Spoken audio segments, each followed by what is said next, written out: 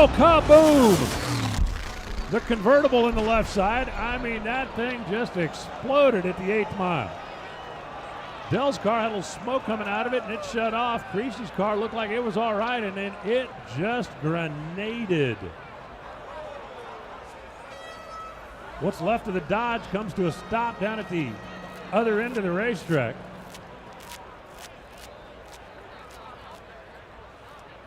But that was a huge explosion for Dale Creasy.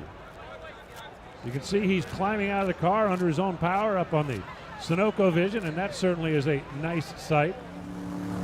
He is the one-man band over here on the Mopar side.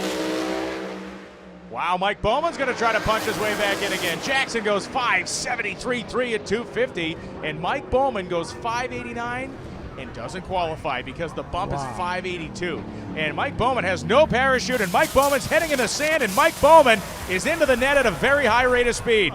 Bowman, you see Stevie move first, go down the racetrack. Both guys made nice, clean runs. Jackson went to number 2 on that 5.73, and everything seemed according to plan. And here's where things deviated from the plan. As Mike Bowman at this point is throwing the parachutes out, you can see them tangling behind the race car, not blossoming, and here's where his problems begin in earnest. At this point, he knows that the parachutes have not hit, and he knows that he is eating up real estate at a very rapid rate. You can see him centering the car up, trying to come into the center of the sand trap. He's obviously working the brakes, and he scrubbed off. Look at the brakes glowing like the surface of the sun as the car now skids across the top of the sand trap, and here is impact.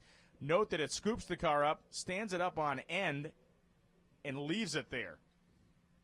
So the car came to rest. I don't know if they gave him a escape rope or a step ladder to get out of that thing, but he was sitting there, could basically give us the the weather report because he's sitting straight up and down. Oh, kaboom!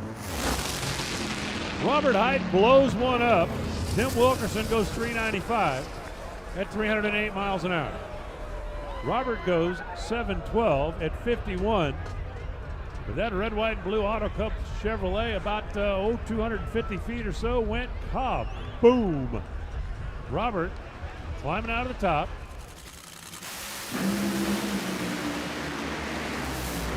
Oh, kaboom. Cruz lights one up big time. Tim Wilkerson goes 401 at 317 miles an hour, and Cruz Pedregon, his car was just driving right down there.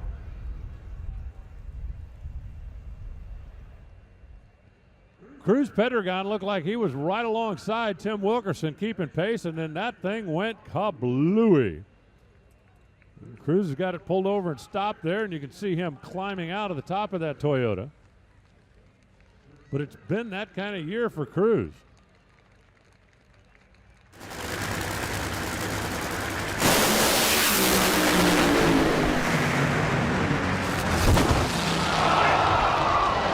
Robert Height has won the race, but his car has exploded and he is in the wall.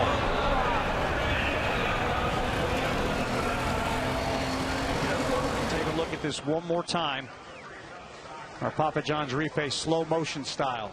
And you could see the raw fuel that was coming out of the right bank, right side of the screen for us. And that was the beginning of the problem. Look at all the fluid under, and he's actually steering the car. This is sheer instinct for a driver. The wheels were actually continuing to go straight. So Robert had no idea where he was at. However, he could recall where he was last. So instinctively, he was still driving this car. And only good drivers with a lot of experience can do that because he had fire in his face. He had a lot of body parts. I'm sure there was some engine parts. Fortunately, most of them are contained by a lot of the straps and restraints that keep that supercharger on the engine. But a good job for Robert.